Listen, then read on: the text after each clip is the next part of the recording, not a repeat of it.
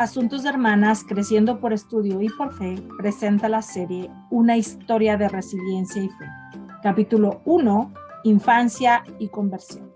Queremos iniciar diciendo que pues tenemos a un gran invitado que nos sentimos muy felices de poder tenerlo aquí y que tenga el deseo de compartir con nosotros sus experiencias, su vida, el poder que dan, el poder compartir estas cosas con los demás. Rita, ¿qué te gustaría hacer para introducir a nuestro invitado de hoy? Nuestro invitado de hoy es especial no solamente porque él es un hombre con una historia muy interesante, con una historia de resiliencia y de fe, pero también porque pues es nuestro padre, ¿no? Entonces es como el hombre que de alguna forma nos enseñó el evangelio, el que nos introdujo a la sabiduría de las escrituras, de la vida, de muchas cosas, y yo creo que la razón por la que vemos las cosas de la forma en la que las vemos tiene mucho que ver con lo que él nos enseñó y la forma en la que nos ha inspirado toda la vida, ¿no? Y esta conversación realmente es un poco egoísta de nuestra parte porque realmente lo que queremos es preservar muchas de estas historias y yo creo que tienen mucha sabiduría que dejarle a la gente que quiere escucharlas, ¿no? Como lo ha hecho en nuestra propia vida. Vamos a hablar mucho de su historia, vamos a hablar de sus experiencias, de su vida, de su historia de fe, de resiliencia, como mencionaba Lili. Queríamos agregar que la resiliencia se puede, nosotros como padres, algo que podemos hacer por nuestros hijos, es contarle nuestras historias, contarle quiénes somos, lo difícil que fue para nosotros y cómo salimos adelante, qué nos ayudó a salir adelante. Y estas historias son historias que mi papá nos contaba a nosotros de manera constante.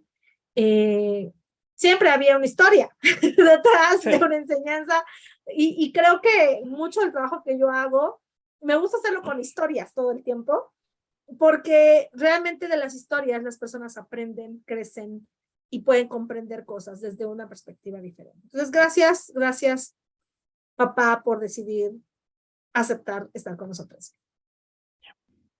Muchas gracias. Entonces, papi, empezaremos por el principio, ¿verdad? Porque, pues, digo, hay que empezar como toda buena historia, tiene un principio. Y queremos decir que nos contaras más o menos como de tu nacimiento, ¿no? Tenemos esta idea de que naciste como un regalo, que llegaste en una bolsita en un domingo a mediodía, ¿no? Con las campanas de la iglesia sonando, anunciando tu nacimiento. No, entonces, ¿qué nos puedes contar de eso, de esa parte de tu historia? Bueno, hay partes que yo no sabía de mi nacimiento, que no me las platicaba mi madre porque según el nacimiento había sido de una manera especial y que le habían dicho sus familiares o amigos, amistades, vecinos, que se platicaba, pues era de mala suerte, se quitaba la suerte. Mi madre, ya grande, yo creo que ya estaba yo casado cuando se atrevió a platicarme, y ella platicaba que tenía una vecina. Eso que les voy a decir no se los he platicado, o no sé si los he platicado. Está una vecina que dice que era espiritista.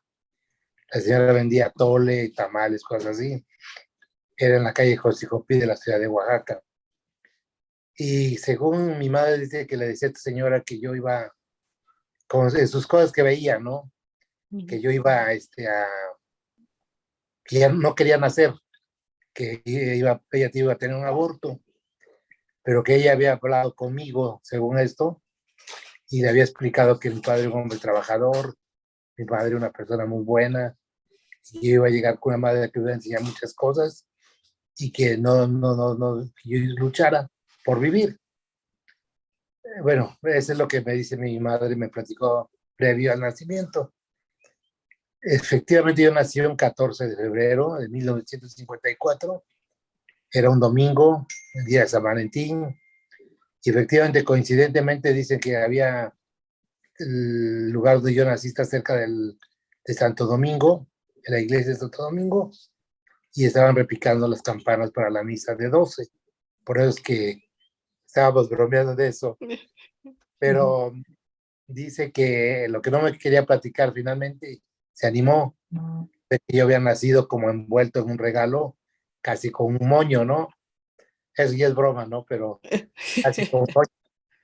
Y lo que le platicó la enfermera es que yo nací con todo mi placenta envuelto y tuvieron que cortarla para que yo pudiera respirar. Y comentan, y yo leí también en una ocasión, de que este tipo de partos son muy, muy difíciles en el sentido de estadística. Son muy pocos en el mundo Sí. que llegan a suceder de esta Es manera, 1 en 80,000. algo así. Así lo Entonces, leí en internet. sí, yo, la cantidad, pero era algo así parecido. Me decía que era, que ves, la enfermera le había dicho que le habían traído un regalo envuelto a ella, ¿no? Un niño en regalo casi con moño. Esa es la manera en que me platicó mi madre. Sí. Y este nacimiento se conoce como nacimiento ¿cómo te dije? Enmantillado, Mantilla. nacimiento en velo, ¿sí? O nacimiento velado. O sea, es un nacimiento muy poco común, que es 1 en 80,000, así decían, ¿no? Y que también lo que a mí me llamó la atención es que sí, efectivamente decían que las personas que nacen de esta manera son personas especiales, niños como que tienen una misión especial, incluso mágica. Algunos de las historias dicen que son personas que tienen poderes para sanar, pero que no deben de revelarse este nacimiento porque según esto pierde su poder o su efecto, ¿no? De acuerdo a las leyendas o, ¿no? Lo Sí, que sí, se sí. dice. Mi madre también decía que esa señora, la vecina que les platico, Ujú. ella tenía que luchar por mí, porque efectivamente que yo iba a ser una persona especial, diferente, y que yo luchara, porque ella luchara, porque yo naciera, ¿no? Y a mí también me dijo que yo luchara. Lo interesante que me dice mi madre es que después del nacimiento buscaron a la vecina y se fue, ya no le volvieron a saber nunca de ella. Interesante.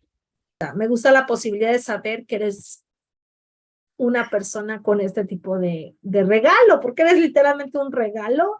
Yo creo que ha sido un regalo para nosotros como hijos, pero definitivamente eres un regalo para muchas personas, o sea, no nada más para nosotros.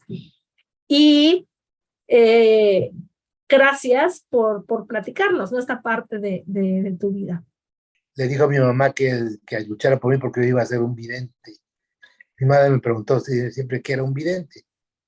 Yo le expliqué que no tenía que ser un profeta, sino lo que tenía, que podía tener visiones de la vida de una manera diferente, ¿no? Y que tenía que relacionarse con, desde Dios, desde luego. Pero esa palabra usó la señora que le dijo a mi madre. Mi madre quería saber qué significaba, pero me platicó la historia, ¿no? Sí, vidente de visión, de tener la capacidad de Visionario. ver, visionario. Y Lili siempre ha usado ese término para describirte. O sea, Lili, yo recuerdo desde muy Ya. jóvenes, dice, I have a visionary father, ¿no?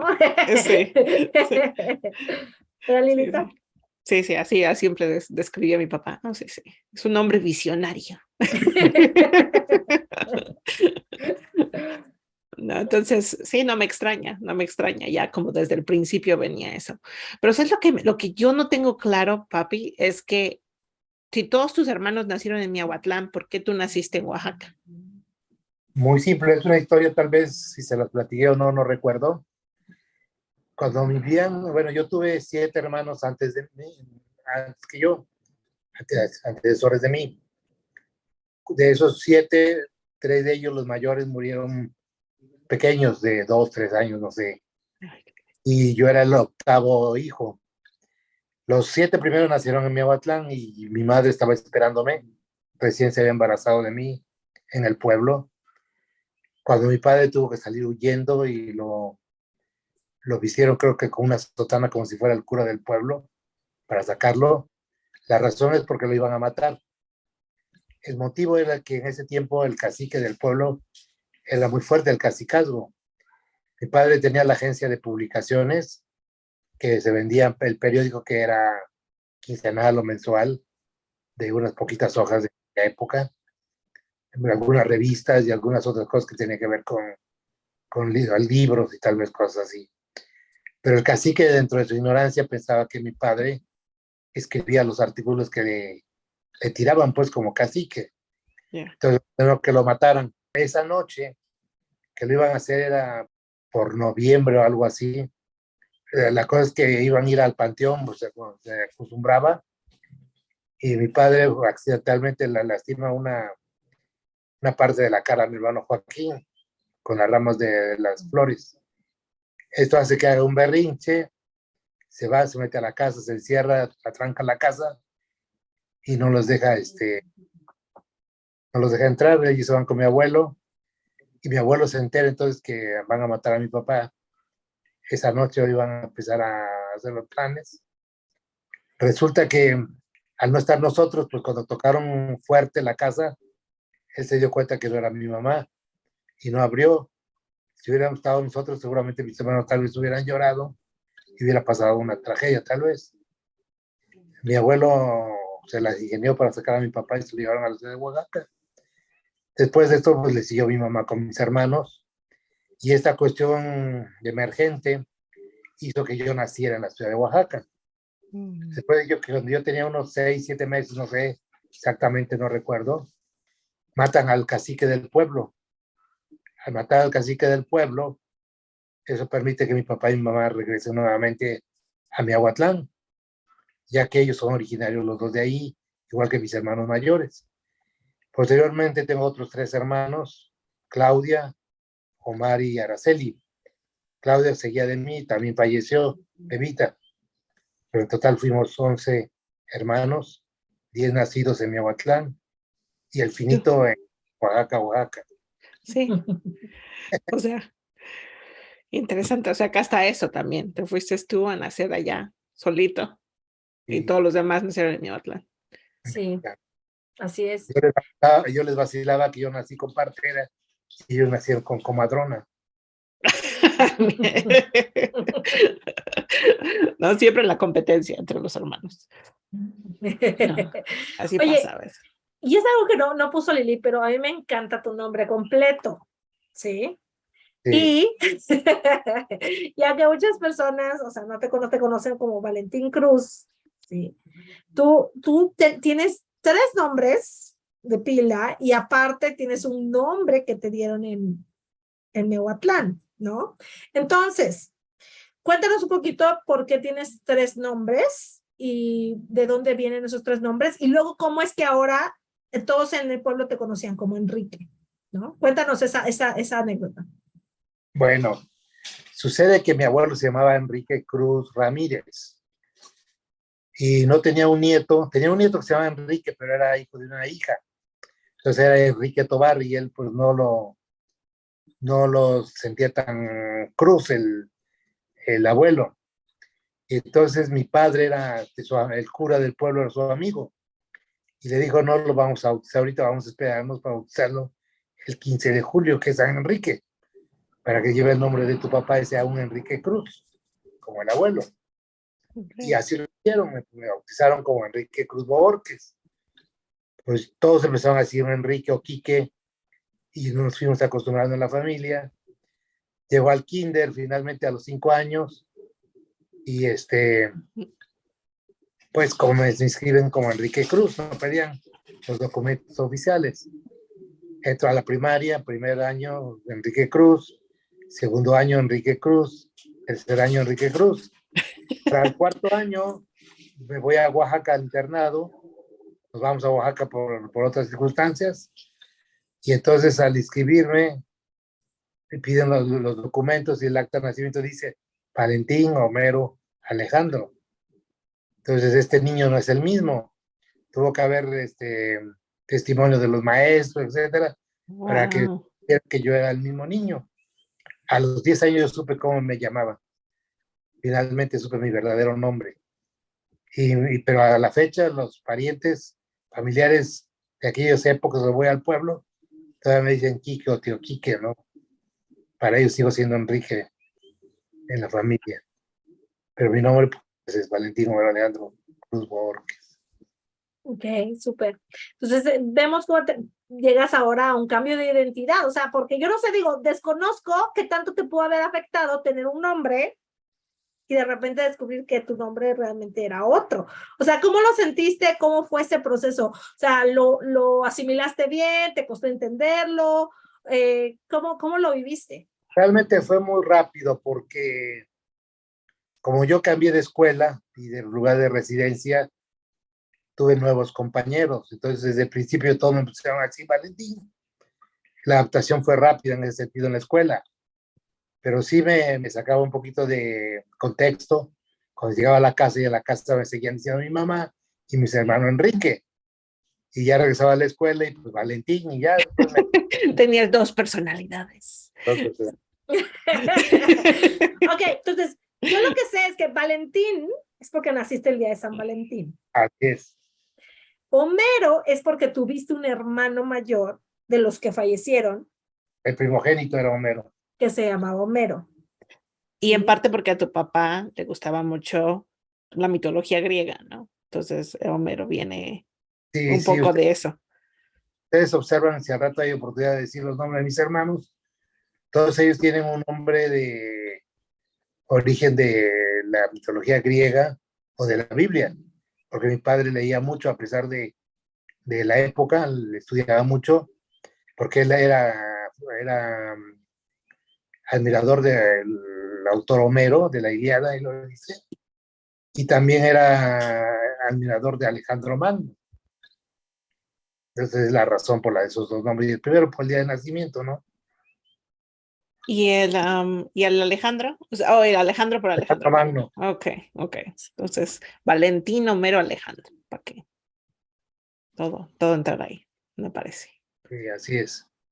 Por eso cuenta algo de mi abuelo también, o sea, te cuenta un poco de quién Sí, era mi él. hermano mayor era Homero, luego le seguía Luz María, luego le seguía Sergio, luego Minerva. Tenían otros nombres, ¿no? Pero los Minerva, Fabio, Betsabe Leticia, luego estaba Claudia, Virgilio Orestes, Omar Eliud y Araceli Septimes. Entonces todos tenían un nombre así, diferente casi. Sí. Entonces algo del abuelo ahí también. Bueno, entonces tú decías que por alguna circunstancia se tuvieron que ir a Oaxaca, ¿no? Y que en ese momento, y que tú terminas en un internado, ¿no? Sí, así. Entonces, como, cuéntanos por qué. ¿Por qué? Porque yo he tenido siempre la idea de que el abuelo o sea, algo pasó y lo culparon de algún muerto y termina en la cárcel, pero no sé si esa es la razón específicamente por la que se termina yendo a Oaxaca, ni exactamente qué es lo que pasó. Entonces, más o menos cuéntame tú qué es lo que sabes. Bueno, la razón de la que nos fuimos es la siguiente. Mi padre era un hombre trabajador, inteligente, amante de su pueblo y de su familia. Él solamente estudió hasta el cuarto año de primaria, pero tenía una letra hermosísima, componía poemas y corridos, estudiaba mucho todo lo que en esa época, ustedes se pueden imaginar, no había gran cosa de libros, literatura, información. Sin embargo, todo lo que caía en sus manos era seguramente devorado por él porque era un ácido a la lectura. Él tenía 3 ejemplares de la Biblia cuando en el pueblo prácticamente estaba prohibido tener una Biblia y la leía. Él era rebelde en ese sentido de lo religioso, no estaba de acuerdo en muchas cosas, era un hombre progresista. Al ver que no había escuelas en su pueblo, luchó primeramente por crear un kinder y con el municipio. Eso hizo que él tuviera que participar con cosas con ellos como comidas, borracheras, empezó a aficionarse por el alcohol, pero logró el kinder y yo estudié, de mis hermanos fue el que fui al kinder en el pueblo, un año. Logró que se hiciera una secundaria pagada por el municipio. Mi hermano Vigilio estudió primero en secundaria. Y cuando yo entré a la primaria, él también fue el cofundador de la tercera escuela primaria de Miahuatlán, que es la 3 de octubre. Allí nos fuimos, Betsabe y yo, a esa escuela. Y él también cuando llegaron los bautistas, los evangélicos, mi padre fue el único que los aceptó, que hizo su amistad con ellos, los defendió incluso, porque la gente los atacaba mucho, le decían muchas cosas. Y la señora, la esposa del pastor bautista, ella sabía mecanografía, taquimecanografía y otras cosas. Y él llevó a mi hermana Minerva, que había terminado la primaria, la llevó también a aprender allí, que aprendiera a ser secretaria, para secretaria.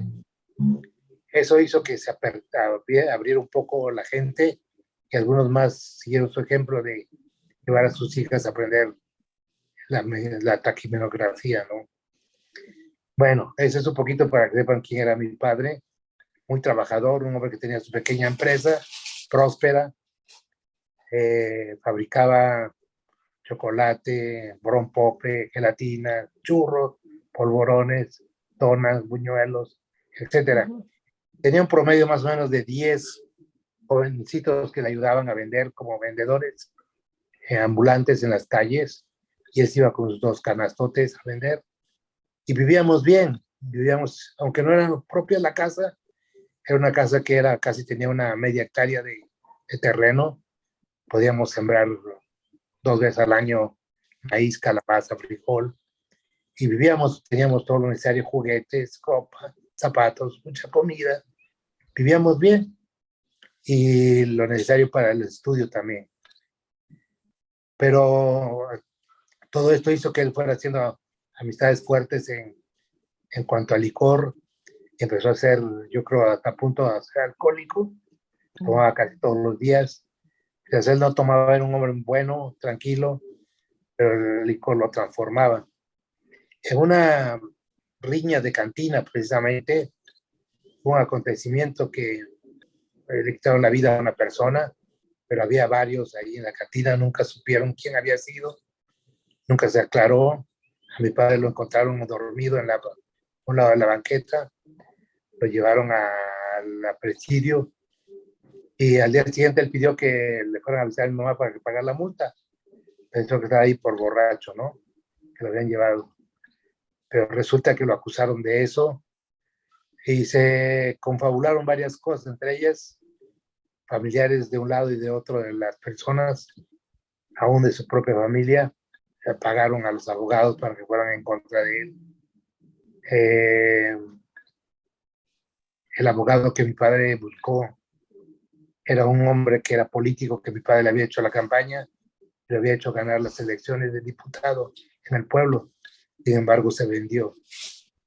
Lo hicieron declarar hacer otra vez otra declaratoria de lo que había sucedido. Cuando la primera él decía que no se acordaba, no sabía ni qué había pasado. Finalmente él fue juiciado y fue condenado a 12 años de prisión. Nunca hemos sabido si realmente lo hizo él o no lo hizo. Siempre yo en lo personal he considerado que si lo hizo, pues pagó con la ley lo que tenía que pagar. Eso significa que tenía que todas las consecuencias para nosotros. Si no lo hizo, pues fue una gran injusticia, ¿no? Pero bueno, sí, yo tenía 6 años cuando pasó esto, y mi madre, a pesar de que ella trabajaba mucho con él, porque mi madre era la que fabricaba muchas cosas, era una mujer que no salía a la calle, que no tenía relación con la gente, le costó mucho trabajo en lo económico, se nos vino el mundo abajo. Hay muchas cosas que pasaron porque todos los involucrados eran familia. La cantina era de un tío, esposo de una hermana de mi mamá, fallecido era un esposo de una prima. Wow. Una serie de situaciones difíciles porque era una persona que varios tenían intenciones de lastimarlo a esta persona. Era una persona que ocasionaba muchos problemas. Pues todo el mundo nos dio la espalda, no tuvimos apoyo casi de nadie, de los abuelos. Ya el abuelo ya no estaba, la abuela y los tíos. Lo único que nos ayudaron fue dándonos pan. Tenían la panadería más grande del pueblo, tenían muchos recursos, pero solamente nos ayudaron con el pan por la mañana y por la noche, todo lo que recibimos de ayuda. Mi hermana Minerva tuvo que trabajar en una tienda con otra hermana de mi mamá como empleada de mostrador. Betsabe salió a vender pan en las calles, por casa, igual que yo. Y Joaquín él empezó a ir con la abuela, porque a él sí le gustaba la panadería. Virgilio, o sea, estaba aprendiendo la sastrería, él era sastre, estaba muy joven, tendría 15 años tal vez. Fueron 3 años difíciles en el pueblo, señalados por todos, la alguna gente con mala intención.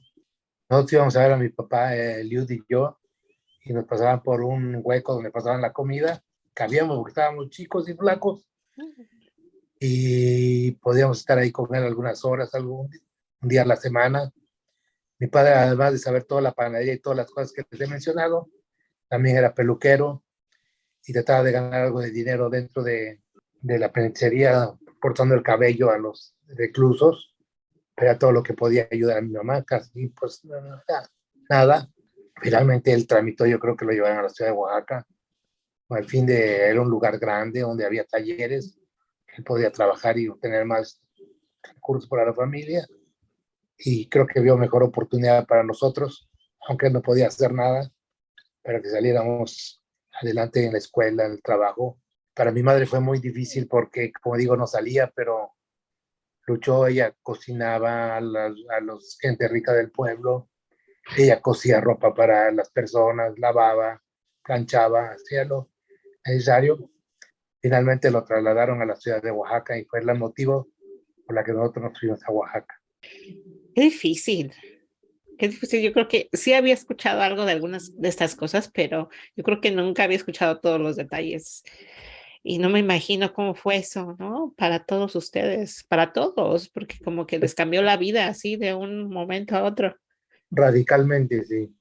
Después de vivir en una casa tan grande, con terrenos, hasta agrícolas, cosas teníamos ahí en el terreno, ir a vivir a una ciudad donde tuvimos un cuarto de 3x4, como recámara para 6 hijos y una mamá, porque mi hermano Virgilio se fue a la Ciudad de México, buscando también su porvenir, y nosotros vivíamos en ese cuarto 7 personas.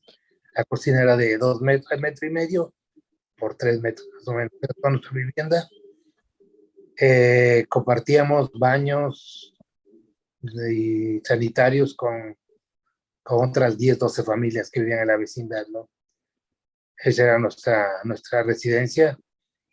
Eliud se la dedicaba, se acostaba, me acuerdo, era más chico que yo, tendría 8, 7 años tal vez. Él se la pasaba cantando, pero cantaba puras canciones de tristeza. Y eso Oh, le dolía mucho a mi mamá, ¿no? Fue muy difícil. sí.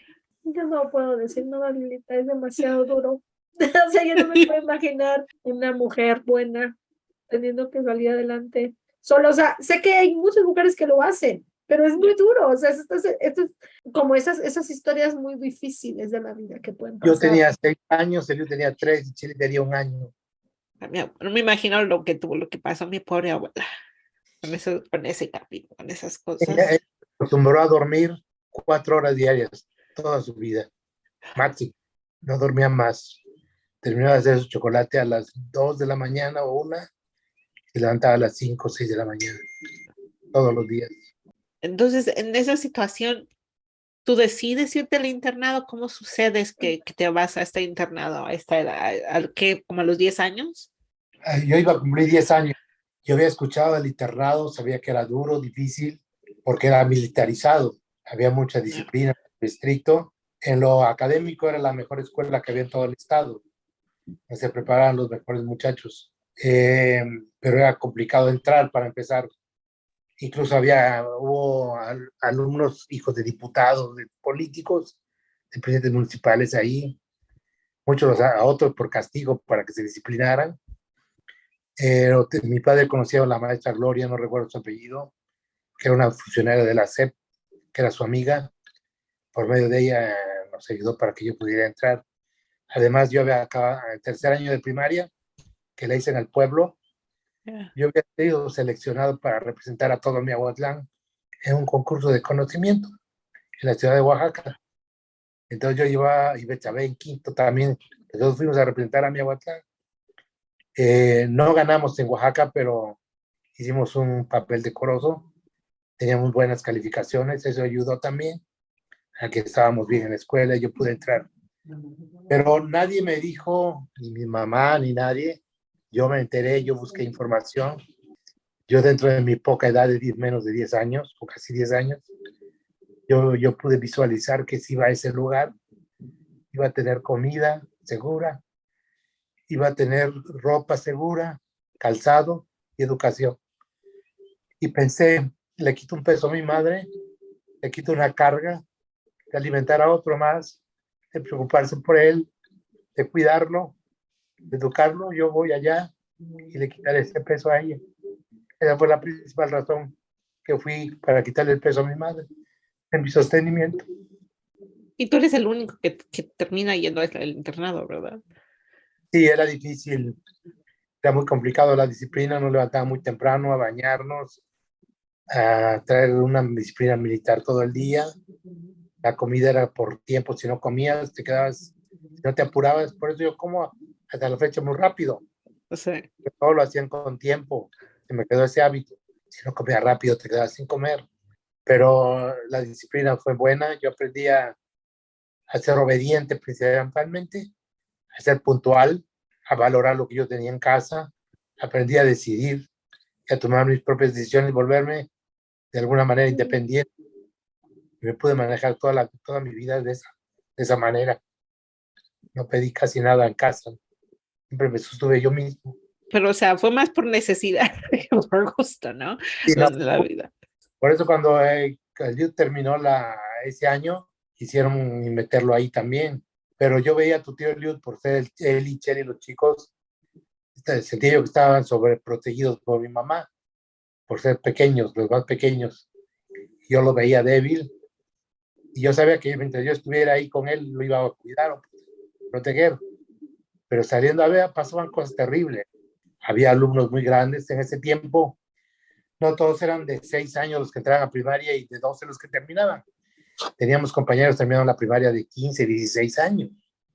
Y Abusar de los pequeños, ¿no? Entonces, golpes y muchas cosas que pasaban. Nosotros tuvimos que defendernos aún trayendo casi un pistolero de Mehuatlán, hermano de un compañero que vino con la pistola para amenazar a otros que trataban de golpearnos y esas cosas. Son cosas que yo no he platicado casi. Otra cosa que aprendí a valorar fue la libertad. Nos escapábamos por las noches a veces y lo único que hacíamos era caminar por la ciudad, por el llano, por el parque, con otros 2, 3 compañeros y ya nos metíamos en la mañana a la fila que marchaba. Nunca nos descubrieron, de suerte. pero no nos gustaba estar encerrados. Bueno, era parte de nuestra vida, ¿no? En lo académico salíamos muy bien preparados. Éramos los únicos que teníamos clases por la mañana y clases por la tarde también. ¿Y qué sientes que te enseñó? O sea, digo, aparte de las cosas, te dejó algunas cosas buenas, ¿no? Pero ¿cómo te mantuviste? Porque escucho mucho dolor, o sea, todavía hay, o sea, es que fue una situación toda muy difícil, yo creo, desde el principio de la historia, desde que tu Pues papá se va a la cárcel, es muy difícil. mira, yo creo que lo que más me dolió fue no ver a mi madre diario, ¿no? No estar con ellos. Pero yo sabía que ella estaba tranquila por mí. Y yo creo que desde esa edad ella empezó a tener tanta confianza en mí que fui su paño de lágrimas toda la vida, aún cuando era un niño. Pero más me sentaba yo a escucharla de la economía, de la vida. Yo jamás le pedí permiso a mi madre para ir a algún lugar. Yo solamente le avisaba que iba a tal lugar y ella confiaba plenamente en mí que yo iba a hacer lo que le había dicho. Nunca me fui a otro lado. Si le decía que regresaba a las 10 de la noche, siendo ya un adolescente, yo llegaba a esa hora. Si le decía que iba a un baile, iba al baile. Nunca me fui a otro lado. Aprendí a ser disciplinado y ella siempre confió en mí. Pero me perdí de sus caricias, de otras cosas que yo me hubiera gustado tener con ella, ¿no? Era una mujer muy respetuosa, cariñosa, muy sabia, muy inteligente, brillante, única como madre, yo creo. Al rato que les platique qué hizo con cada uno de nosotros, se van a admirar de la sabiduría y de la capacidad que ella tenía. Tal vez eso fue lo que más, y con la convivencia con mis hermanos. porque me perdí de muchas cosas. Ciertamente yo comí mejor que ellos, yo bebí mejor que ellos, tuve mejor calzado que ellos, tuve mejor educación que ellos, pero no gocé con ellos de muchas cosas, ¿no? Como familia. ¿Cuántos años estuviste en el internado? 3 años de cuarto, quinto y sexto año de primaria. En esos años yo recuerdo que nos mencionabas que a veces iba a verte tu mamá. Bueno, nos dejaban salir los fines de semana, sábado por la mañana y regresábamos domingo por la tarde, los que vivían localmente, ¿no? Había jóvenes, niños más bien, de todo el estado. Había unos de muy lejos que iban a su casa solamente en vacaciones largas. Pero también había castigos. Por cualquier cosa nos arrestaban y cuando había arrestos, podían ser de 1 semana, 2 semanas. Yo una vez tuve un arresto por 3 meses seguido. Se trató a un muchacho de otro compañero, un muchacho un poco más grande que yo, de golpearme y de humillarme y todo. Yo no me dejé. Nos peleamos. Y el problema fue que yo lo ensangrenté y lo dejé todo morado, ¿no? Y cuando nos llevaron con el director, pues dijeron que yo había empezado el pleito y todo. Y pues no había sido así, pero bueno, me cargaron el muerto a mí y me arrestaron por 3 meses. 3 meses no salí del internado, ¿no? Mi madre cuando yo salía me iba a ver cada semana, iba a la penitenciaria a ver a mi papá los jueves y de regreso venía al internado. Me traía un pan, me traía un refresco, algo. Y luego ella se metía al lado del internado, estaba una iglesia, la iglesia de Guadalupe, se metía a orar, a hablar, no rezar, hablar con Dios, familiar nuestro, que tenía sus hijos ahí también. Después me enteré que era familiar. Él escuchó a mi madre orar ahí en la iglesia, una mujer de gran fe. Me visitaba cuando podía, cuando yo no salía los jueves iba a verme. No se olvidó nunca de mí. No te olvidas de un hijo, definitivamente. Y Sí. una vez yo paseando por el llano de Oaxaca, me enteré que ahí estaba el internado famoso.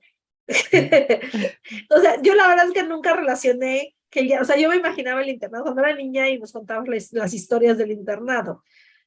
En mi mente siempre venía como un lugar lejos, así, súper, no sé, como oscuro, así, algo muy así. Pero sí estaba en el centro, pero sí era lúgubre y tenebroso. Era un ex convento, imagínense todo lo que había en ese lugar. Y las historias que platicaban los más grandes a uno. En la noche se ponían a platicar de lo que veían un hombre sin cabeza en los excusados. Cuando abría la puerta del WC, pues estaba alguien ahí sin cabeza y te decían muchísimas otras cosas, ¿no? Te platicaban tantas historias de terror que era terrible. Había un grupo de compañeritos que le decía, era el grupo de los bomberos. Los bomberos los que se hacían pipí por miedo de salir a la noche. Yo los tenía, todo era la vergüenza de todos. Era el pelotón que marchaba al final y era el bombero porque se hacían pipí, ¿no? En la cama. Ay, pobrecitos. Eran señalados y exhibidos por todo el mundo, ¿no?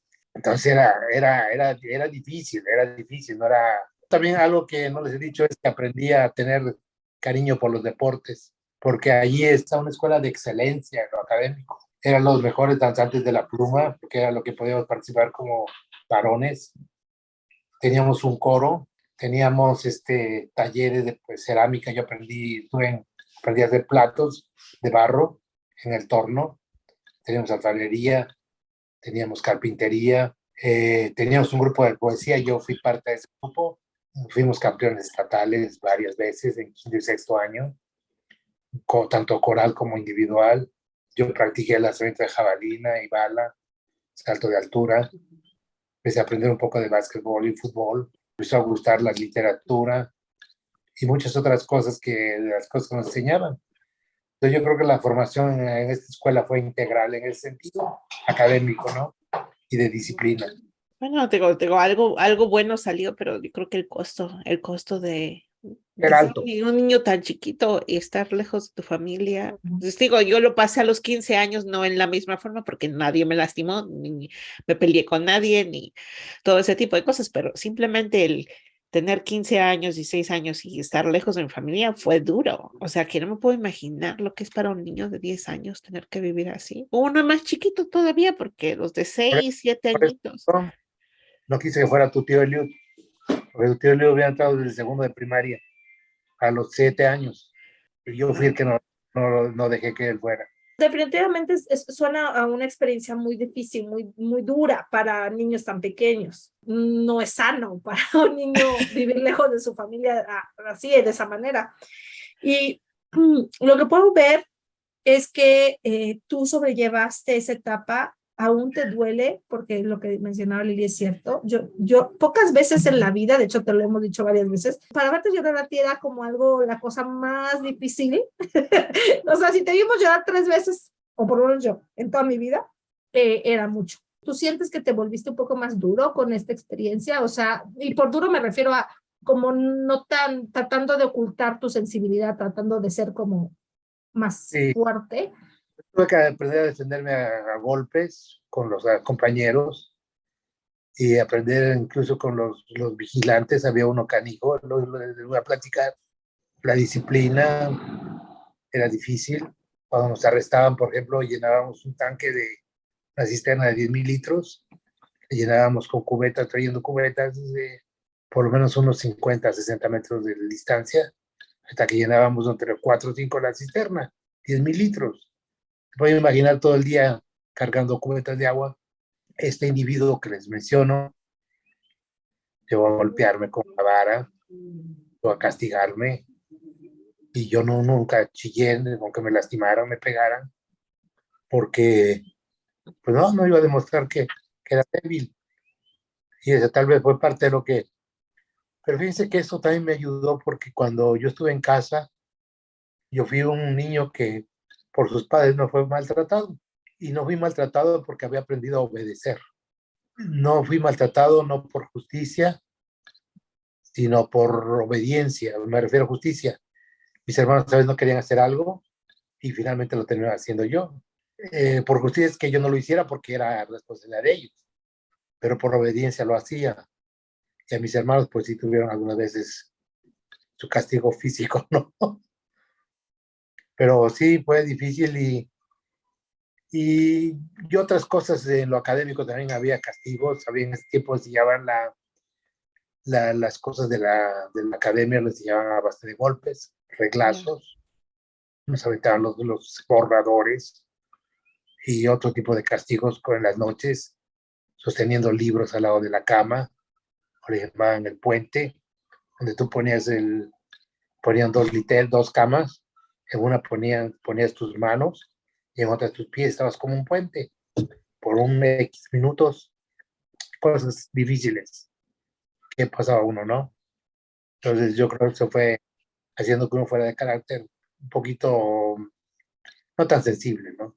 Y yo creo que eso es lo que le pasa, bueno, no en ese, a lo mejor no en ese mismo grado, pero en muchos aspectos a mucha gente de tu generación pasó por cosas muy duras así. Y yo creo que muchas formas de enseñar era por medio del castigo, por medio de los golpes, por medio de muchas cosas así.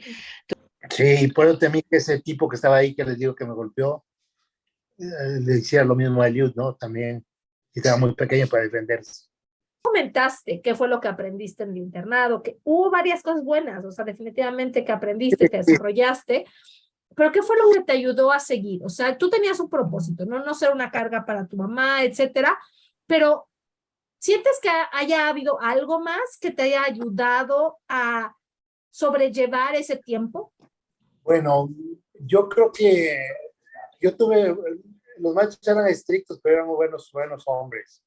Finalmente, aunque te castigaban, te decían que no podías quedarte donde estabas, tenías que superarte. La manera de superarse era estudiando, que no nos quedáramos ahí con la primaria, que es lo que se acostumbraba en aquellos años. Solamente la primaria, estudiar la primaria, la mayoría de niños, ¿no? Sino que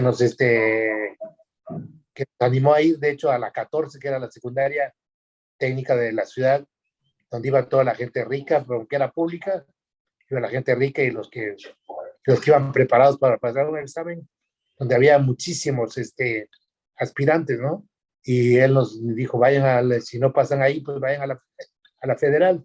y nos animaba mucho con eso, el maestro de todo, decíamos el gori, le decíamos el gorila al maestro Guerrero, un buen hombre que nos ayudaba mucho, que nos orientaba, aunque era duro, pero nos orientaba bastante, ¿no? Eso, y yo tuve una experiencia que tal vez no sé si adelante lo relacionemos, pero sí, estaba yo en quinto año, allí en el internado, cuando yo jalo un pupitre, estábamos haciendo el aseo del salón, y tiro los libros y todo, y se cae, y dentro de un libro sale un folleto, y ese folleto era la primera visión de José Smith, y me llamó la atención, y yo lo tomé, lo leí, creí, me impresionó, pero no en el momento le di la importancia, ni yo supe de qué se trataba.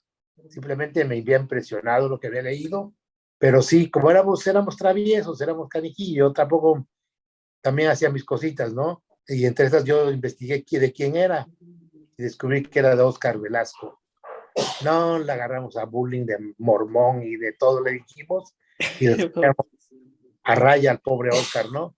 Pero fue un momento muy importante en mi vida haber leído este folleto, porque desde el pueblo, tal vez no se los dije, no sé si siempre fui muy ligado a Dios, pero en el pueblo, como no había otra opción, yo le decía, yo quiero ser cura.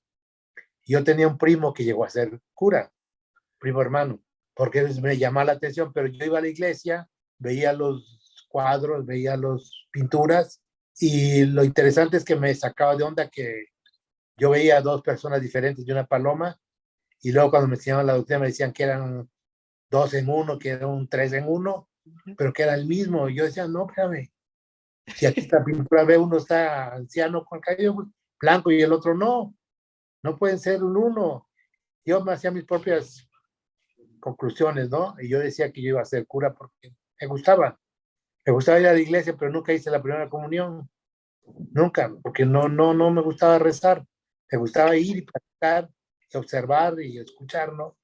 Y yo creo que traía eso cuando leí este folleto, me impresionó, pero no supe de qué realmente se trataba, pues solamente vi al final que decía la iglesia de Jesucristo y pues de alguna manera decía mormones, ¿no? Y pues de ahí llegamos al pobre de Oscar a bullying, ¿no? Siguiendo la historia, ¿tú sabes qué es lo que le pasa a tus hermanos durante este tiempo? ¿Qué es lo que están haciendo ellos durante el tiempo que tú estás en el internado, esos 3 años? No mucho, porque cuando yo llegaba, mira, cuando yo llegaba a la casa, mi madre, como les digo, empezaba desde las 5 6 o 5 de la mañana a empaquetar su chocolate que había hecho por la mañana, por la noche, y a veces no tenía ni un peso, ¿no? Y salía a buscar cómo traer de desayunar, porque era una mujer trabajadora que cuidaba el dinero. Puedo decir que nunca faltó que de comer, que sí le costaba trabajo a veces conseguir los recursos para darnos de comer, pero siempre la había apurada, ya sea lavando algunas docenas de ropa ajena, planchando, cosiendo, cuidando niños de las vecinas. Había dos vecinas que eran maestras y tenían niños pequeños y ella se los cuidaba. Y realmente no había mucho que ver en parte del sábado y parte del domingo, ¿no? Más que verla trabajar. Yo la vi trabajar todo el tiempo. Trabajé y trabajé y trabajé, porque éramos 6 los que allí estábamos que comer. Yo creo que los que llevaron la peor parte de todo fue Betsabe, probablemente fue una de las que más le tocó la parte más difícil. Ella tuvo que ir a ayudar a casas, en las casas de algunas personas. La maltrataban, la trataban mal. Betsabe cuando cumplió los 12 años, mi madre la llevó exactamente a una casa, pero la dejaba con la condición de que le fuera a la secundaria. Si no se comprometían las familias de que le iban a dejar seguir estudiando, y prácticamente lo que ella ganaba era para su escuela, no tanto que mi mamá pidiera dinero, ¿no? Pero desde que llegamos de mi abuela, Betsabe siguió vendiendo sus gelatinas. Siempre Betsabe fue muy luchona, muy guerrera, muy trabajadora, pero le tocaron las partes difíciles a Betsabe. Minerva, por ser más le decíamos más fresilla, y como sabía de secretariado, pues la llevaron al internado también, que es de donde yo estudiaba, para que practicara como secretaria. Después de ahí también le dijo al director que trabajaba, pero tenía que ir a la escuela. Minerva empezó a ir a la nocturna, la secundaria nocturna, Y a Joaquín Joaquín no quiso estudiar, terminó la primaria y no quiso ir a la escuela, entonces lo llevó al taller de la Chevrolet, al taller mecánico, y Joaquín aprendió muy bien la mecánica ahí. Más adelante él se fue a Tabasco y se especializó en maquinaria pesada de Pemex, y él era un mecánico de maquinaria pesada finalmente. Muy buen oficio, ¿no? Virgilio pues se había ido a México, él era sastre y ahí aprendió a alta costura. Él hacía los trajes a los militares y algunas personas, algunas esposas de algunos políticos, y él se quedó ahí en la Ciudad de México hasta que se casó, posteriormente fue a otro lugar. Pero sí, con experiencias, muchas vividas durante esos 3 años del internado, no las recuerdo. Al que me ha platicado un poco es tu tío Eliud, me platicaba que a veces iba con mi mamá al mercado y de repente decía a un carnicero, señor, no tengo dinero, pero necesito carne. Le decían, sí, güerita, llévese lo que necesite, la verdura y las cosas así. Ya cumplía con su trabajo de lavar o algo, regresaba a pagar y le decía, no, güerita, no es nada. Tú has curado a mi hijo de empacho, de diarrea, mi hijo de a partir que tú lo curaste esto, mi madre curaba niños. A uno de mis hermanos, no voy a decir nombres para no quemarlos, a uno, a uno de ellos le quitó las hemorroides con cosas naturales. Ella sabía muchas cosas de medicina alternativa, ¿no? En el pueblo, cuando no había supositorios para los bebés, ella con una planta especial, con la goma de la planta y quitándole la pielecita a la planta, a las partes tiernas, lograba hacerlo como si fuera un supositorio y curaba a los niños. Hacía un vino de nogal para mejorar la sangre de las personas y era efectivo. Y así como eso, hacía muchas cosas. Toda la gente del mercado, cuando tenía problemas de empacho, de otras cosas, sus hijos, de susto, así decía la gente, ¿no? Yeah. Ella iba y curaba, y por eso también le correspondían de esa manera a ella, ¿no? Es una mujer que yo creo que en su vida, no quiero ser exagerado, pero creo más de 20 niños, ¿no? Niños de los vecinos, niños de sus propios hijos, sobrinos, etcétera, ¿no? Yeah. Hasta los nietos, porque también a nosotros nos toca todavía. Aquí a ustedes. Y que además guisaba, no he conocido a nadie más que guise mejor que ella, nadie. La gente rica la solita para guisarles, ¿no? Y al pueblo, cuando llegábamos, ya después que estábamos en Oaxaca, íbamos al pueblo de vacaciones. La panadería de mi abuela era muy grande y tenía más de 20, 30 obreros, no sé, los que trabajaban. Y cuando llegaba mi mamá, le decía a la abuela, quítense, tenían 2, 3 muchachos, no sé, para que ayudaran a la cocina, porque les daban de comer, de desayunar y de cenar a los turnos, porque eran las fiestas de muertos principalmente, fabricaban miles y miles de panes, y decían, ya llegó Lucha, y ella, la única que mete manos en la comida es Lucha. Y mi madre la que guisaba todo, ¿no? Para todos. Mi abuela no permitía que alguien más lo hiciera, más que mi mamá cuando estaba. Era una mujer muy talentosa y consejos muy sabios. Yo ahí con ella aprendí que no vas a ser inteligente para ser sabio, los consejos que te daba, cómo te planteaba la vida, cómo se sentaba contigo. Las mejores clases que yo recibí en mi vida fueron con ella, la sobremesa con ella, desde mi Aguatlán, desde que era un niño muy pequeño. Siempre le escuché decir que damos gracias, por favor, hasta luego, disculpe, buenas noches, buenos días, con permiso.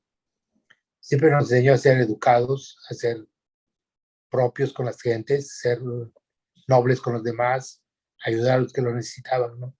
Siempre fue una persona de esa manera. Entonces, ese ejemplo lo vivimos siempre con ella, no tuvo que, además que a veces lo predicaba, pero más que nada con su accionar, con su manera de vivir de ella. Yo siempre he sabido que tienes una gran admiración por tu madre.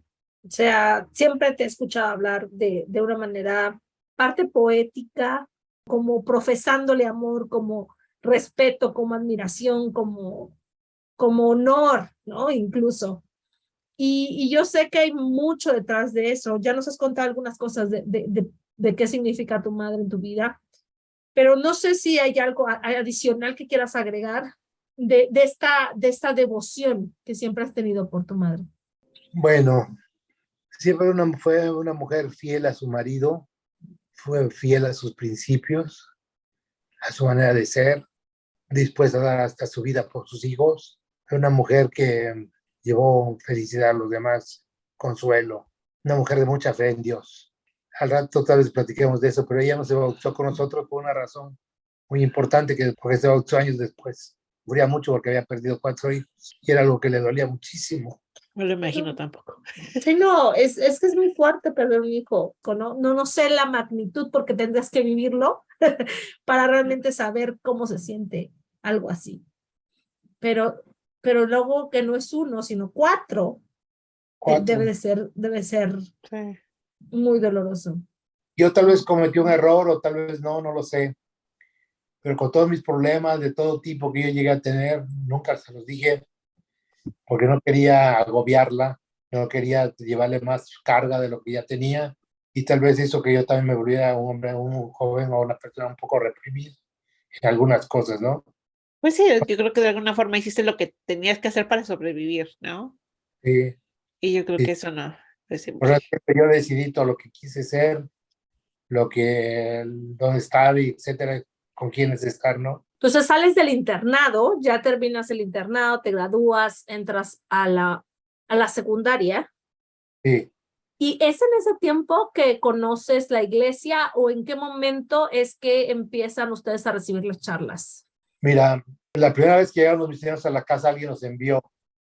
Eso no lo sé quién nos envió, pero eran 2 norteamericanos y mi mamá entendió. Mi mamá, todo aquel que no era católico, lo relacionaba con los bautistas de Miahuatlán, ¿no? Y Ujú. ella eran de que a lo mejor el pastor del pueblo los había enviado. Resulta que no fue así. Yo te digo que fue difícil, el examen era difícil de entrar a la escuela, pero yo pasé muy bien, iba muy bien preparado. Y yo estaba en segundo de secundaria, tenía 13 años, o terminando el primer año de secundaria cuando los misioneros empezaron a ir a la casa. Ellos fueron enviados por mi papá.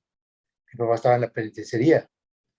Pero uno de los celadores, el hermano Pánfilo Villanueva, era miembro de la iglesia. Y él habló con mi papá y le predicó el evangelio, le enseñó el libro Mormón y todo. Y él le dijo que él quería que sus hijos entraran a la iglesia y que, por favor, fueran a enseñarles el evangelio.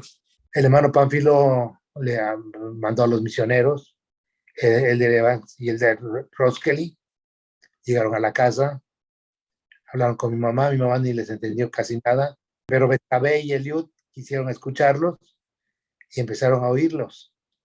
Yo no los escuché porque yo estaba trabajando en una carpintería por las tardes, salía de la secundaria a la 1, me regresaba a la casa, comía algo rápido, iba a trabajar y regresaba hasta la noche.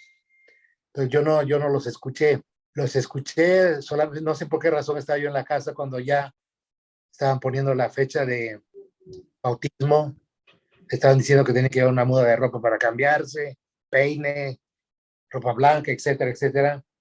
Y yo estaba ahí en el cuarto. Para entonces el de Evans ya se había ido y había llegado el de Orellana de San Luis Potosí. Y yo escuché parte de la charla, el repaso que les dieron, no fue charla, y volví a escuchar de José Smith y pues les dije que lo iba a relacionar después. Yeah. Yo me quedé en silencio y me quedé impactado. Y entonces yo no sé si el de Orellana así era de atrevido o inspirado, pero me dijo, ¿y tú también que te bautizas, sí o no? Me dijo. Y yo le dije, va, yo también, órale. Y ahí yo decidí bautizarme con mis hermanos. Ese creo que era un miércoles o jueves, no me acuerdo. Y el siguiente sábado nos bautizamos, fuimos los 3. Nos acompañó mi mamá y mi hermanita Kelly. Y fuimos los únicos que estuvimos, no hubo gente en el bautismo. Una pila de lámina que estaba en el pequeño patio que tenía la casa de oración. Y nos bautizamos y ahí nos confirmaron. Y claro, mis hermanos habían ido a algunas mutuales, algunas actividades de la primaria, porque ellos sí recibieron charlas tal vez por un mes y medio, no sé. Y ya yo fui hasta el domingo. Y el domingo lo interesante fue que yo ni me acordaba de Oscar Velasco porque pensé que pues era un mormón, pero no sabía si de todos iban al mismo lugar. Pues era una Yeah. pequeña, lógico, iba a estar ahí. Cuando yo llego, veo la mesa de la sacramental y veo aquí el diaconito de corbata y era Oscar Velasco. Ay, me dio tanta vergüenza. Me sentí tan mal porque yo lo bulleaba mucho de mormón y ahora yo era mormón también.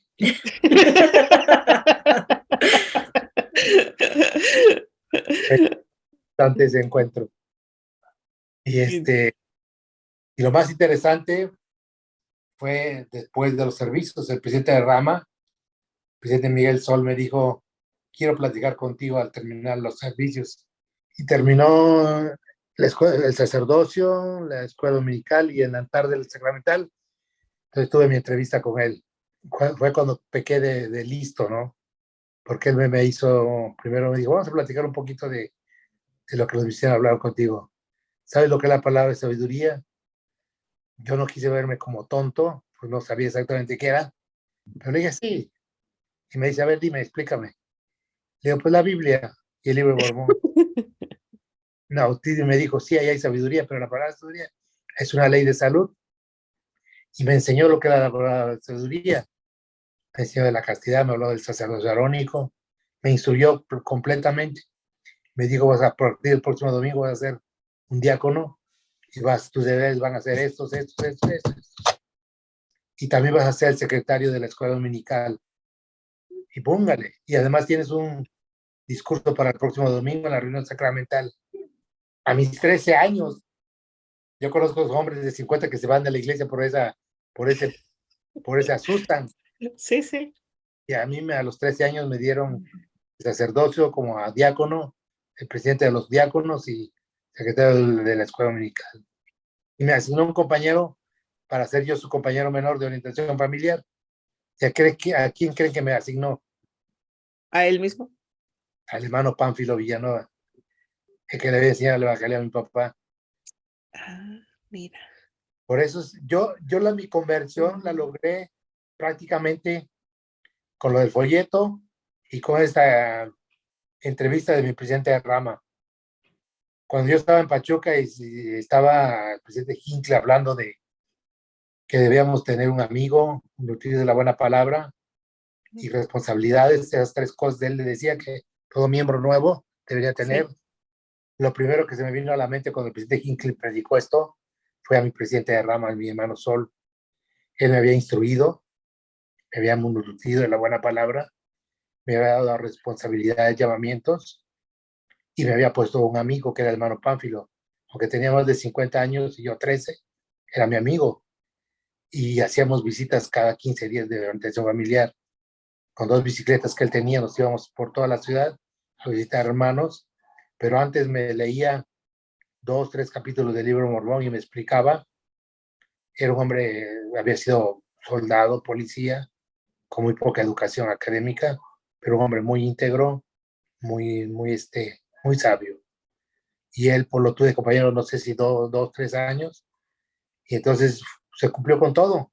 Fui nutrido de la buena palabra, tuve un amigo y tuve responsabilidades, ¿no? A los 15, 16 años fui presidente de jóvenes también, y tuve que ayudar en la presidencia de la Rama como secretario auxiliar también. Y nunca me separé de la iglesia. Yo por eso siento que me convertí. Seguía cometiendo mis fallas, desde luego, algunas cosas como el fútbol, ir a jugar los domingos, pero prácticamente, y claro, la ayuda de mi madre, ¿no? Porque siempre tuve mi camisa planchada a tiempo, limpia, mi pantalón, mi corbata, y cuando me hacía que el dormido para no ir al sacerdocio temprano, me levantaba y me decía, órale, es que todavía tengo sueño. Tú hiciste el compromiso con Dios, no lo hice yo. Así que yo nomás voy a encargarme de que cumplas. Así que te vistes y te me vas a la capilla. Y no me escapaba, ¿no? Y el perjudicado era Eliud, porque Eliud era la primaria y lo mandaba también. Más temprano te vas, tú también. También me lo llevaba yo al sacerdocio, ¿no? Entonces, con esas experiencias yo que me convertí a la iglesia muy rápido, ¿no? Mi conversión fue muy rápida. Sí, piensas que fue así como casi como estabas ya en la mera acción, en la acción de hacer todas estas cosas, poco a poco tu conversión se fue haciendo así como, o sea, digo, se fue internalizando, ¿no? Todos esos Pues principios, todas esas cosas. se consolidó pues, más en el Benemérito. Tuve excelentes líderes que me enseñaron mucho y Pues más adelante tal vez platiquemos de eso, ¿no? Creo que es muy interesante el hecho de que a veces, como vas creciendo un poquito, primero conoces este folleto, conoces de Dios, porque tienes una madre también que cree en Dios, que tiene fe. O sea, no fue así llegaste y te bautizaste y ya. Aparentemente sí, pero viene esta parte de una mamá de fe, un conocimiento Sí, de Dios, ir a la iglesia, desear ser sacerdote, ver este folleto. O sea, hubo algunas cositas que claramente se fueron poniendo antes, ¿no? De este momento en el que decides ir ah, a la iglesia y bautizarte y, totalmente, sí. ¿no? Y, y esta persona, este presidente Rama que me dices tan inspirado, Ya. tan lleno de luz, y este otro hermano que dices que le predica a tu papá y que de alguna manera también fue tu mentor en esos años, ¿no? Claro. Sí, de hecho, me llegué a querer tanto que yo era el que hacía la cena de la casa de oración, cerraba muchas veces la casa de oración ya que se iban todos. Me volví un poquito de cucaracha de iglesia. Sí, sí. Y así nos decías cuando nosotros estábamos en la iglesia todo el tiempo metidos de jóvenes, nos decías, ustedes parecen ratones de iglesia. Sí. Pero bueno, yo creo que también para nosotros fue importante, pero yo creo que muchas de esas cosas que para nosotros fueron importantes fue porque, por las historias, por esas historias que tú nos contabas, por ese ejemplo que de alguna forma nos presentabas de lo que era estar en la iglesia, de lo que era, y verte hacer las cosas, ¿no? E ir a visitar a la gente, de ir a servir a los demás, de ir a la iglesia todos los domingos, de estudiar tu escritura. Todo lo que hacías era más como entre el ejemplo y las historias, fue lo que forjó de alguna forma nuestro propio testimonio, nuestra propia fe, ¿no?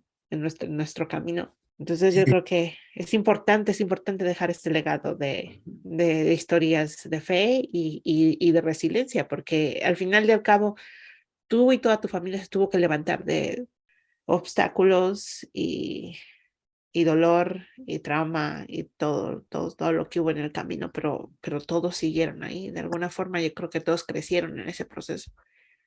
Sí, todos también nos preparamos porque de alguna manera Virgilio estudió para topógrafo posteriormente, Minerva como educadora, Betsabe como contadora, tu tío Luis como ingeniero, tu tía Cheli como técnico de contabilidad, y todos por experiencia o de una manera nos preparamos, ¿no?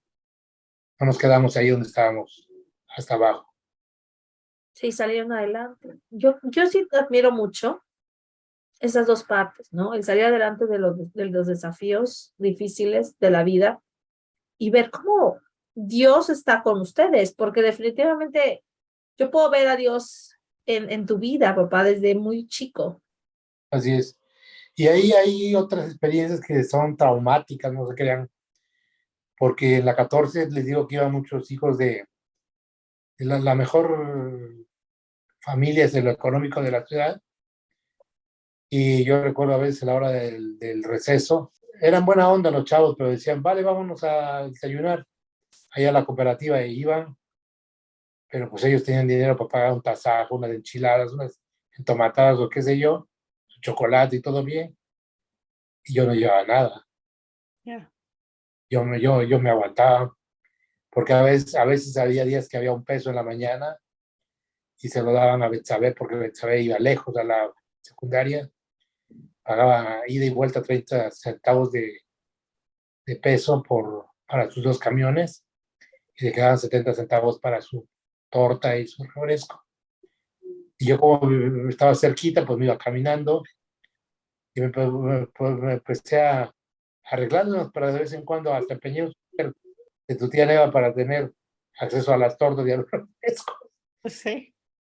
Entonces, finalmente no pude sacar el suéter porque ya no pude juntar todo ese dinero, ¿no?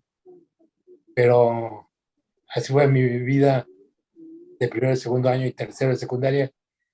Cuando yo empecé la secundaria, lo que muchos no saben es que yo tuve que dejar de estar de secundaria porque no era posible sostenerme. Trabajaba yo en talleres de bicicletas, trabajé en imprenta, etcétera. Y fue cuando me puse a trabajar 2 años para juntar mi dinero para irme al Benemérito. Y en 2 años me tardé 2 años para tener mi dinero para irme al Benemérito. Y pues ahí ya terminé mi secundaria, ¿no? Pero eso es otra historia más adelante. Pero fueron años también, porque no teníamos, pues, yo les digo con toda honestidad, la maestra Jovita tenía un hijo, Javier, que la maestra había guardado toda su ropa de adolescente y de joven, y la maestra, que era nuestra vecina, me las iba dando a mí. Pues yo me acabé toda la ropa usada de Javier, como adolescente y como joven, ¿no? Siempre usé ropa. Fue difícil, pero eso me ayudó mucho en la vida, ¿no? Finalmente. Fue una lección eso. Gracias por compartir.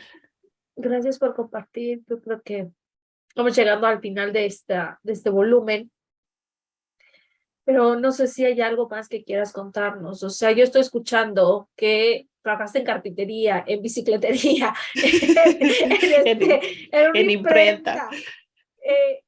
¿Dónde más trabajaste? Porque cuando escucho a mi esposo, por ejemplo, él también tiene una historia así un poco intensa. Y luego él me dice, no, pues yo vendía periódico, trabajé de cerillos en los supermercados. No, o sea, pero ¿qué más hiciste, papá? De una vez para saber No, más. no de más. supermercados en ese tiempo. No, eso, prácticamente eso fue las 3 cosas que hice más. Bueno, fueron 4 años, 2 años me la pasé en la imprenta. Pues trabajé en otras cosas, pero cuando fui a la universidad, trabajé en otras cosas, ¿no? Pero en esa época nada más esas 3 cosas, ¿no? Y me acuerdo de una vecina que cuando estaba yo en carpintería, porque yo estuve en carpintería en la secundaria y no teníamos para comprar la madera. Y era un problema, si no hacías un mueblecito, una repisa, una sillita o algo, pues te reprobaban. Y a veces no había dinero para comprar la madera. Entonces había se llamaba Amelia, la señora, la vecina. La convencía yo de que, y mi mamá a veces hablaba con ella, pero yo también la convencíamos de que me comprara la madera y que el mueble iba a ser para ella, ¿no? Y ella me daba la madera y yo le hacía el mueblecito, lo que fuera, y ya ella quedaba con él, ¿no? Me acuerdo también cuando mi madre me dijo, pues no te puedo comprar o tenis o zapatos. Y yo debería tener las 2 cosas, ¿no? Pero yo quería jugar también, entonces le dije tenis. Y era un problema cuando yo tenía que ir de homenajes o a las fiestas con mis compañeros que me invitaban, porque a pesar de que eran riquillos, eran buena onda, me tomaban en cuenta, ¿no? Pero a mí me da pena que ellos llegaban bien vestidos y a veces hasta con traje, y yo llegaba con mis tenis y mi pantalón gastado y todo. Y socialmente era un poquito difícil, incómodo, ¿no? Pero yo me empecé a aficionar por el fútbol también, empecé a entrenar a mediodía y era un problema para jugar fútbol porque no tenía tacos, zapatos. Y mi hermana Minerva, eso nunca se me va a olvidar, vendió sus vacaciones, es decir, en vez de que le pagaran sus vacaciones y irse de vacaciones, las trabajó para que les las pagaran doble, ¿no? Y me dio la gran parte de eso, pero ella fue la que me compró mis primeros zapatos de fútbol. Y me fui a un nacional a jugar con la selección de Oaxaca, a un nacional a Huastepec, Morelos. Entonces, porque yo empezaba yo a jugar bien, ¿no? Pero mis primeros tacos no son bien. Cada uno de ustedes tiene su propia historia. Yo alguna vez creo que a Omar, mi primo Omar, hijo de mi tía, digo de mi tía bebé, me decía, no, es que en esta familia todos son los héroes de su propia historia, ¿no? Y tiene razón. No, fíjate que yo no he hablado, yo no hablo de que les di, siempre he creído que la más guerrera y tal vez la más trabajadora y la que sufrió más fue Betsabé. Eso yo lo acepto, ¿no? Pero no me salvó la vida a mí económicamente. No, yo creo que tampoco es necesariamente eso, pero yo creo que cada uno llevó su historia y cada uno sufrió esta situación de su propia manera, ¿no? Y de cada uno creció No, y la historia dentro de de esta Betsabé, situación. la historia de Betsabé es muy interesante porque ella empezó como construyéndole ropa, ella cosía muy bonito, diseñaba muy bonito, cosía muy bonito. Ella, señoras de los funcionarios de la Secretaría de Agricultura y Recursos Hidráulicos, y eso le abrió las puertas para trabajar en una plaza administrativa, Luego se preparó, estudió contabilidad y llegó a ser jefa de departamento de Betsabe. Y era muy lista para hacer negocios también. Muy, Betsabe era una guerrera completamente, ¿no? Se hizo de sus propiedades, sus autos, le dio carrera a sus hijos, le mandó a la misión a los tres. Pues Betsabe realmente yo le aprecio y le admiro mucho las cosas, ¿no? Pero pues, si hablamos de alguien que sufrió más, yo creo que fue Betsabe en ese sentido, ¿no? Tal vez los que sufrieron más en el sentido de ausencias fue Chelly y Eliud, se volvieron muy dependientes de mi mamá, ¿no? Porque eran los chiquitos. Sí, sí, no tuvieron a su papá en los años más esenciales de su vida, ¿no? Y tu tío Joaquín también fue una vida muy... Yo creo que todos de a nuestra manera la pasamos mal, porque Sí. tu tío con los abuelos lo golpeaban también a veces, el tío que era grosero, lo golpeaba el tiempo que estuvo, el poco tiempo que estuvo ahí, y después se fue con otra tía y se las vio difícil, y él desde que se fue nunca regresó más a Oaxaca. Algunas veces de visita, pues muy rara vez, ¿no? Ya. Y, Yo lo conocí una vez en toda mi vida, yo vi a mi tío. y la que les llevó al evangelio fue mi mamá. De hecho, mi mamá les predicó a todos los que no eran miembros de la iglesia, de su familia, ¿no? Y los llevó a la iglesia, se bautizaron. Sus 5 hijos de tu tío fueron a la misión y les enseñó también tu abuela, ¿no? Pues digo que era una luz tu abuela. Le hacía honor a su nombre, María de la Luz. Gracias, papá, por todo esto que nos compartes. Las buenas historias, sabes que tienen varios ingredientes, ¿no? Que es las que se conocen como la historia, ¿cómo se llama en inglés? The Hero's Journey, ¿no? Y tienen varios elementos, es como el inicio, los desafíos que van pasando a lo largo de la vida y luego cuando van teniendo como momentos como muy de luz, ¿no? Pero en ese camino generalmente hay personas, ¿sí? Como mensajeros, como personas de luz o quizá incluso un mentor, un amigo, un compañero de vida en el trayecto. Entonces, tú has mencionado algunas personas importantes en ese trayecto, personas que dieron un poco de luz a tu vida en esos años. ¿Te faltó mencionar a alguien o quieras mencionar a alguien más? ¿O crees que con los que has mencionado? Bueno, creo que nos ayudó mucho fue el hermano Antonio Millán, era un viejito. Es interesante lo del hermano Antoñito. Él fascinado como nuestro maestro orientador para nosotros tres. Y el hermano Polonio Gutiérrez, los dos hombres ya grandes, ancianos prácticamente, pero nunca dejaron de visitarnos. Eran fieles maestros orientadores, siempre se preocuparon por nosotros. Yo creo que el hermano, cuando yo regresé de la misión y trabajé en recursos hidráulicos, fue interesante. ¿Por qué menciono esto? Porque el hermano Toñito Millán, que era mi maestro orientador, había sido empleado de ahí. Y entonces cuando las secretarias y el personal se enteraron que yo era mormón, me dijeron, entonces usted conoce a Toñito Millán. Y le dije, sí, lo conozco y lo quiero mucho. Pues falleció hace tanto tiempo, pero todos aquí fuimos él vivía solito, todos fuimos a su sepelio, le pusimos muchísimas flores porque todos lo queríamos mucho. Un hombre íntegro, de fe, honesto, trabajador, porque era el mensajero y a todos nos ayudaba. Y tal vez lo más importante que nos dio a todas nosotras es que, sobre todo las mujeres decían, también algunos hombres, sus consejos. Cuando veníamos agobiadas del marido, del trabajo de casa, él siempre tenía palabras para darnos paz, para darnos tranquilidad, claridad de la vida. Y el hermano Toñito fue una luz también. Y ayuda a mucha gente, ¿no? Con su manera de ser.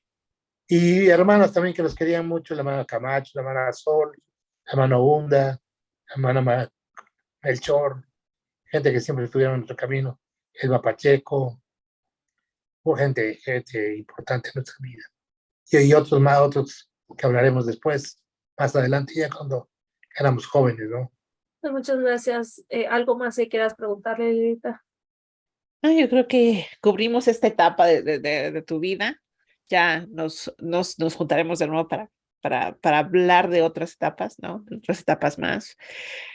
Y yo creo que, Quiero platicar algo. ¿qué pasa?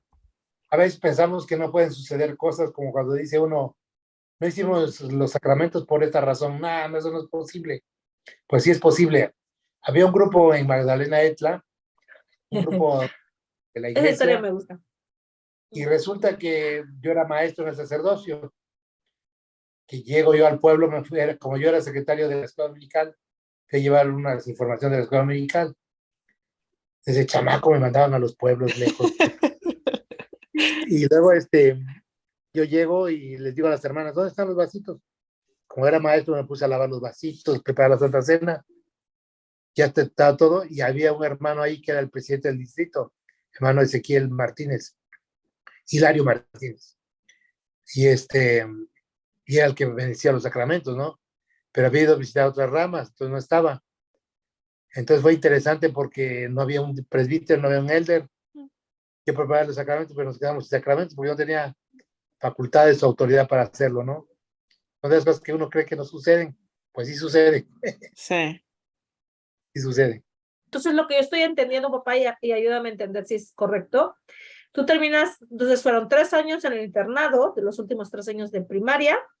Terminas la primaria, entras a la secundaria, la 14, estudias 2 años en la 14 y decides dejar de estudiar porque ya no te daba los recursos. Era el tercero, pero no lo terminé porque me salí. Ok, te saliste en tercero. Y Sí. eso, y entonces estudias, trabajas, digamos, ese año que te sales y otro más para poder irte al Benemérito. Entonces, estás 4 años ahí. Sí, 4 años. Okay. Ya me voy al Benemérito. O sea que cuando te vas a ver el mérito ya tienes 15, ya 16 años. Y irme al Benemérito es otra aventura Sí, interesante. sí, ya. Luego ese es otro episodio, definitivamente, porque yo creo que nos va a llevar todo el episodio a hablar del Benemérito y las experiencias, ¿no? Tus chocoaventuras del Benemérito. Pues bueno, yo quiero terminar que mi conclusión de este episodio es que Dios prepara el camino para las personas, para conocerle, para seguirle, y que a veces las cosas más difíciles de la vida, aunque sí en un momento puedan verse como algo muy negro, tienen un propósito, quizá, ¿no? Cuando nosotros le hallamos un propósito a esas experiencias duras. Entonces, ¿cuándo llegó la iglesia a Miahuatlán, papá? La iglesia de Miahuatlán debió haber llegado hace unos 12 años probablemente. Bueno, ¿Apenas? hubo un intento cuando No, estaba el de Urbina con el presidente Hidalgo, más o menos en el año 92, que envió a Alejandro Urbina, lo envió con otro, pero no lograron nada. Estuvieron allá como 5 meses y no lograron nada, ¿no? Bueno, había visitado a toda mi parentela, pero no quiso a nadie. Estoy hablando del 1992, y esto se reanuda como en el 2005 o algo así, ¿no? Ahora hay una rama fuerte ahí, una rama fuerte. Pero aquí en Oaxaca podríamos hacer un barrio grande de miahuatecos, ¿no? sí. Que hemos tenido la iglesia aquí. Una iglesia. Sí, entonces lo que yo interpreto es que si ustedes se hubieran quedado en Miahuatlán, o sea, es mi interpretación, ¿no? De esta parte de la historia. Si esto no hubiera pasado, ustedes seguramente hubieran quedado en Miahuatlán muchos años más. Así es. Y tal vez lo que sí valdría la pena comentar es que cómo el Señor nos prepara. Mi papá siempre nos habló muy bien de los bautistas, los respetaba, los apreciaba mucho, eran sus amigos, pero nunca nos llevó, ni nunca nos dijo que fuéramos. Uh-huh. Y son gente muy respetable y honorable. Cuando él escuchó al hermano Pánfilo, él inmediatamente quiso que nosotros escucháramos. Como pudimos irnos por otros lados, muchos lados, y no, estábamos reservados para ser predicados el Evangelio del Señor, ¿no? Es interesante porque él, o sea, si él no está en la cárcel, igual quién sabe cuándo hubieran ustedes escuchado el Si Evangelio. hubiéramos quedado en Miahuatlán, hubiéramos sido borrachos, parranderos y jugadores. Si él no va a la cárcel, no les manda a los misioneros. Si ustedes no están, o sea, si no llegan los misioneros en Oaxaca, pues ustedes igual siguen en su vida sin otra cosa, ¿no? Pero llegan y 3 de ustedes deciden bautizarte, tú sin haber escuchado las charlas, ¿no? Y van y se bautizan. Y el hermano Sol, el presidente de la rama, tiene la inspiración de decirte, ok, mira, veo que necesitas más instrucción, te voy a dar todo lo que necesitas ahora. Ahí está. Y en su sabiduría e inspiración te pone todas las personas en el camino que te van a ayudar a seguir el Evangelio. No les platiqué mi primer discurso, les dije que tengo un Sí, discurso este domingo. ya. El tema decía la Biblia, pero era la Biblia, no la Toda la Biblia. Biblia. Entonces yo agarré y dije la Biblia y me fui por lo fácil, dije, tiene 2 libros, el Antiguo y el Nuevo Testamento. El Testamento empieza con Génesis y termina con Malaquías.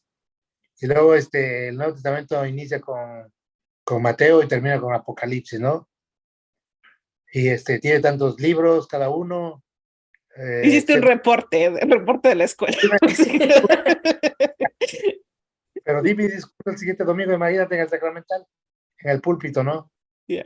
Ese era un gran discurso, una disertación única.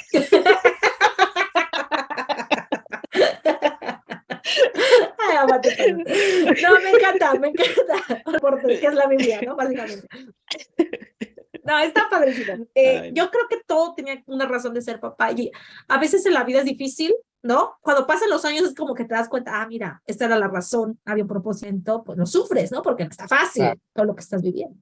¿Alguna conclusión del día de hoy de la plática? La conclusión es de que no hay duda de que Dios prepara el camino para conocer su evangelio, para hacer los convenios. El Señor me ama demasiado, que permitió que hubiera personas, situaciones, hechos que me pusieran al camino de su iglesia. Fui bendecido por conocer a la gente que conocí y que de alguna manera me instruyeron, me guiaron, me enseñaron.